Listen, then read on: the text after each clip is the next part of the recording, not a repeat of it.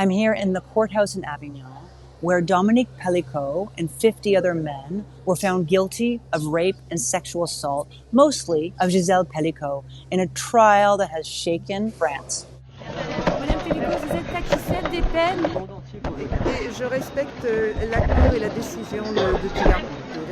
From the beginning, Dominique Pellicot had admitted that he had drugged his wife Gisèle in order to rape her. And then he had met people online and invited them over to join him. He was sentenced to 20 years, which is the maximum penalty for aggravated rape in France.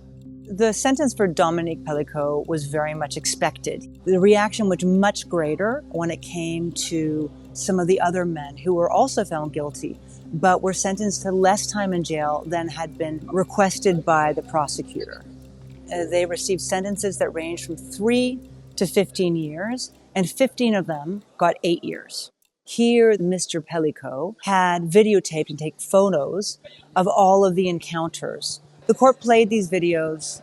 At some point, many of the accused and the journalists stopped looking at the screens because you would see Madame Pellicot's listless body being hovered over, penetrated, and she was completely unconscious, non-responsive, and often the sounds of her snores would literally fill the courtroom. It was obvious she was deeply, deeply sleeping. Yet, most defendants pled not guilty. These men continued to say that they didn't consider it rape. Among some of the new terms I heard coined in the courtroom were accidental rape, involuntary rape.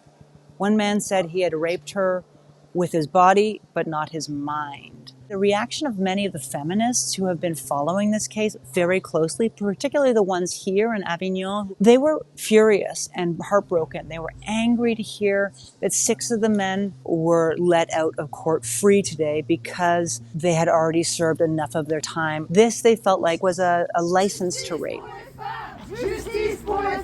The courthouse has been packed since the beginning of this trial. Today, there was a huge lineup, thick with more than 180 journalists, as well as supporters. Many we talked to had come from as far as Portugal and Spain. They were here because they were touched by her brave decision to open the case to the public. J'ai confiance à présent en notre capacité à saisir collectivement un avenir dans lequel chacun, femme et homme, puisse vivre en harmonie, dans le respect et la compréhension mutuelle. She said that she did not regret her decision for a moment to make this trial public, that she wanted it to start a conversation in France, and she believes it has.